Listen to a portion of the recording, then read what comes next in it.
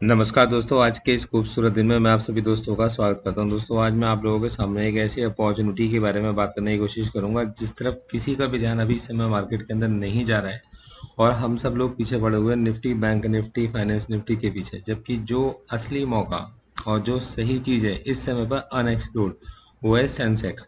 जैसे कि आप लोग जानते हैं कि सेंसेक्स ने अपने वीकली और मंथली कॉन्ट्रैक्ट्स के ऑप्शंस निकालने शुरू करते हैं और एक्सपायरी इसकी हर फ्राइडे को होती है। अब जरा सेंसेक्स के बारे में समझ के चलते हैं। जैसे कि आप लोग जानते हैं कि इसके अंदर हमारे पास वोलेटाइल 20 स्टॉक्स होंगे और अब इसके अंदर थोड़ा सा मैंने जो चीज़ ऑब्जर्व की वो मैं आपको बताता हूँ।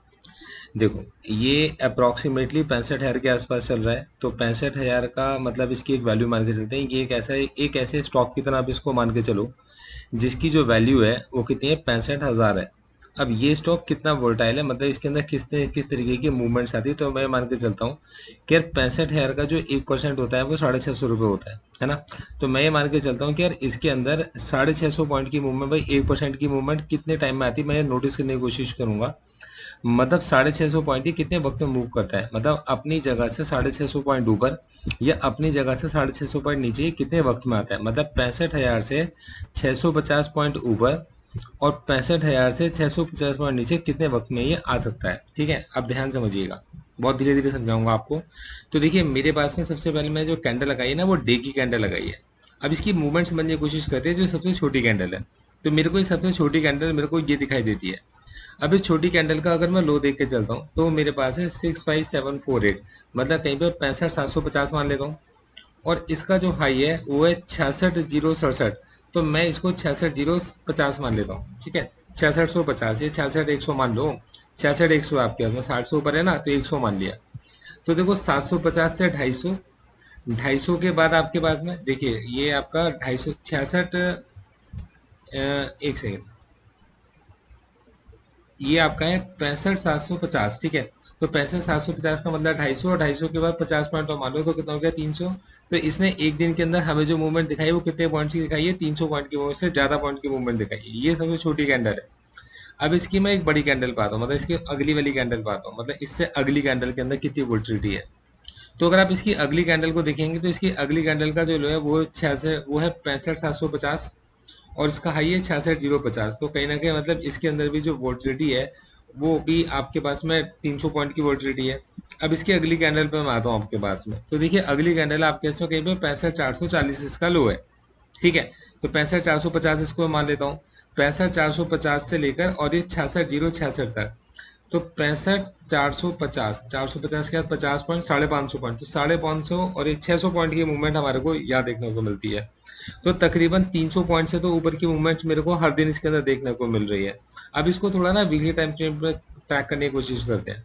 हमने वीक का टाइम फ्रेम लगाया, तो ये हमारे पास में बहुत बड़ी मूवमेंट है। मैं सबसे छोटी मूवमेंट के बारे में बात करने की कोशिश करूंगा।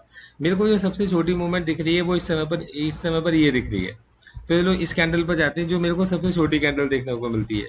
अब इस समय पर इस कैंडल का जो लो है वो है 65,275, और इसका जो हाई है वो है 66,067। तो कहीं ना कहीं मैं मान सकता हूँ कि अगर मैं 65,274, मतलब 65,300 मान लेता हूँ और 66,100 मान लेता हूँ, ठीक है ना। तो 65,300 से 66,000 तक आपके पास में 700 पॉइंट और 100 पॉइंट, और तो 800 पॉइंट की मूवमेंट मुझे एक वीक के अंदर देखने को मिलती है। तो आप देख रहे हो कि कितनी बड़ी बड़ी मूवमेंट्स इसके अंदर देखने को मिलती हैं।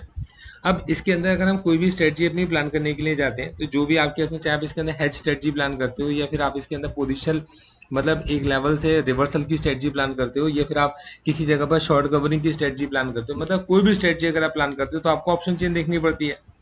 तो जब आप ऑप्शन चेन देखने के लिए जाओगे तो यहाँ पर आपके पास है बीएसई इंडिया की साइट पर, वहाँ पर मार्केट्स और डेरिवेटिव्स के अंदर आपको ये रिपोर्ट देखने को मिलती है कि भाई इस समय पर इसके ऑप्शंस कैसे चल रहे हैं। और ये बात आप बहुत अच्छे से जानते हो कि इस समय पर ये अनएक्सप्लोर्ड टेरिटरी के अंदर है, मतलब इसको बहुत कम लोग हैं जो इस समय पर जानते हैं। तो इसके ना बहुत दूर के कॉन्ट्रैक्ट्स अभी ओपन नहीं होते हैं। ठीक है, अब मैं ये मान लेता हूँ कि 65,000 के पास में, ठीक। तो मैं जरा उन कॉन्ट्रैक्ट्स के बारे में बात करता हूँ, तो 65,000 से 300 पॉइंट आ गए हैं, 65,000 से 300 पॉइंट पीछे हैं। तो देखिएगा, ये 65,000 पर इसकी वैल्यू कितनी है आपके पास में, 305। 65,000 पर इसकी वैल्यू है 305, और इससे 300 पॉइंट अगर मैं आगे चला जाता हूँ कि मार्केट अगर 300 पॉइंट आगे चला गया, अगर मार्केट 300 पॉइंट टूट गया, तो देखो अगर मार्केट 300 पॉइंट टूट गया तो 305 की वैल्यू 188 रह जाएगी, 188 रह जाएगी। मतलब उस कंडीशन में इसके 300 पॉइंट गिरने पर मेरा नुकसान कितना है, लॉजिक समझ के चलेगा कि 300 पॉइंट अगर मार्केट गिर गया, मतलब 65 से 300 पॉइंट अगर ये टूट गया, तो मेरा नुकसान उस दिन में कितना है। मैं दिन की बात करके चल रहा हूँ पहले। तो 305 की चीज मेरे पास में रह जाएगी कितने की, 188 की रह जाएगी। 188 की रह गई तो मैं मान लेता हूँ तकरीबन ये 200 रुपये मान लेता हूँ इसको, 188 को, और इसको 300 रुपये मान लेता हूँ। मतलब 100 रुपये का मेरा एक दिन में घाटा हो जाएगा। अगर ये 300 पॉइंट गिरता है तो मेरा 100 रुपये का घाटा करेगा। लेकिन अगर ये 300 पॉइंट मेरे पास इन द मनी बन गया, मतलब 65 से 65 300 अगर जाता है, तो अगर ये 300 पॉइंट मेरा इन द मनी बनता है तब क्या होगा। तो एज पर ऑप्शन चेन अगर मैं देख के चलता हूँ तो 305 की चीज 300 पॉइंट अगर आपके इसमें डीप इन द मनी जाऊंगा तो 464 की हो जाएगी। तो कहने का मतलब ये 164 रुपये मुझे इसके अंदर मिल जाएंगे। मतलब 300 पॉइंट टूटने पर मेरा 100 रुपये का नुकसान है, और 300 पॉइंट के गेन पर मेरे पास अगर 300 पॉइंट की मूवमेंट आती है तो 164 रुपये का मेरे को यहाँ पर मुनाफा तकरीबन देखने को मिलता है। तो यार ये एक बात तो मेरे को समझ में आती है कि मतलब कि इसके अंदर एक डे के अंदर जो इसका प्रीमियम डिके हो रहा है, इसका प्रीमियम डिके अभी मूवमेंट के हिसाब से अगर मैं देख के चलता हूँ तो प्रीमियम डिके इसका कम है और इसके रिवॉर्ड्स मेरे पास में ज़्यादा मेरे फेवर में आ रहे हैं। इतनी बात समझ में आती है। अच्छा, अब अगर मैं आता हूँ आपके पास में दूसरी साइड में, मतलब एग्जैक्टली सेम चीज़ मैं पुट साइड में आता हूँ और मैं देखता हूँ कि अगर ये 65 हजार पे चल रहा है तो 65 हजार के कहीं पास में, मतलब ये 371 रुपये इसका भाव चल रहा है। तो 371 भाव है, अगर ये 300 पॉइंट टूट जाता है, मतलब 300 पॉइंट अगर आपके इसमें आगे बढ़ जाता है तो मतलब इसकी वैल्यू टूट के कितनी हो जाएगी। तो 300 पॉइंट अगर ये ऊपर की तरफ बढ़ जाएगा तो ऑब्वियस सी बात है कि इसकी जो वैल्यू है, इसकी वैल्यू नीचे 300 पॉइंट आपके इसमें आउट ऑफ द मनी बन जाएगी। जो चीज़ अभी एट द मनी है, जो चीज अभी 65 हजार पर एट द मनी 371 है, 300 पॉइंट की मूवमेंट अगर ऊपर की आ जाती है तो ये 300 पॉइंट आउट चली जाएगी, है ना। मार्केट इससे 300 पॉइंट दूर चला जाएगा तो 300 पॉइंट ये दूर चली जाएगी तो इसकी वैल्यू हो जाएगी 250। तो 371 से घटकर इसकी वैल्यू कितनी रह जाएगी आपके पास में, 250। अब 250 से 50 पॉइंट यहाँ पर आ गए और 70 पॉइंट, मतलब 120 रुपये का घाटा अप्रॉक्सीमेट होगा अगर 300 पॉइंट की मार्केट आपका ऊपर चढ़ जाता है। अगर मार्केट 300 पॉइंट नीचे गिरता है, मतलब डीप इन द मनी बन जाता है, तब क्या होगा। तो देखो तब उसकी वैल्यू हो जाएगी 526। तो ये ना 371 और ये आपके इसमें 100 पॉइंट, 200 पॉइंट, 300 पॉइंट, 250, तो 350, 371, ठीक है। 120 पॉइंट का मुनाफा, और अगर आपके इसमें 100 पॉइंट, 200 पॉइंट, 300 पॉइंट, 526, तो 371 से कितनी हो जाती है, 526। तो कहने का मतलब ये है कि कहीं ना कहीं 371 से 526, मैं इसको थोड़ी देर के लिए 400 और इसको मैं 500 मान लेता हूँ, तो मतलब 100 रुपये का मुनाफा मुझे इसके अंदर होगा। मतलब कहीं ना कहीं ये एट द पार मेरे पास में बनता है।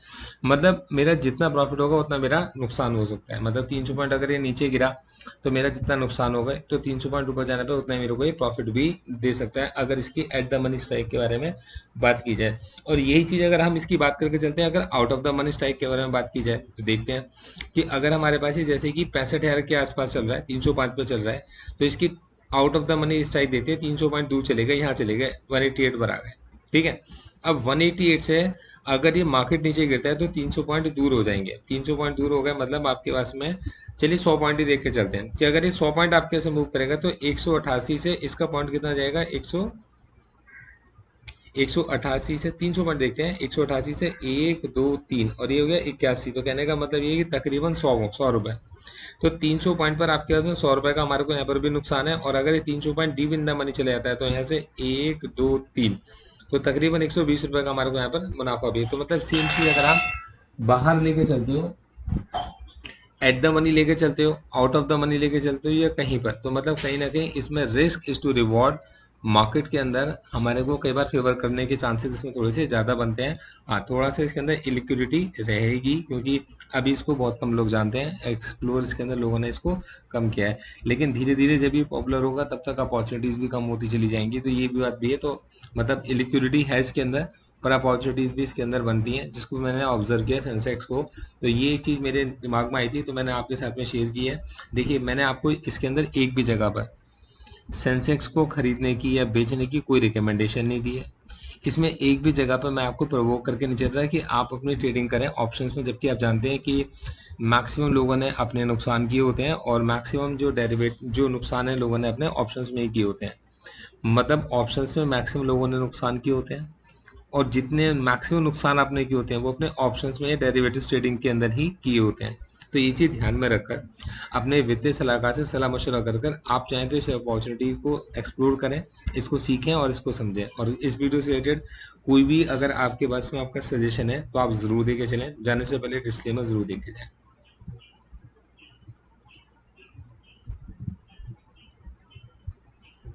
Investment in securities market are subject to market risk. Read all the related documents carefully before investing.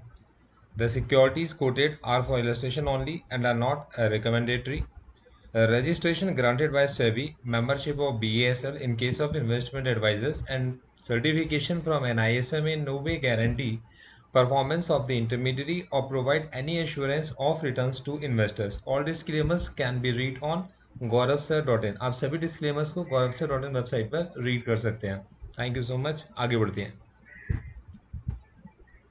Thank you so much. All the best.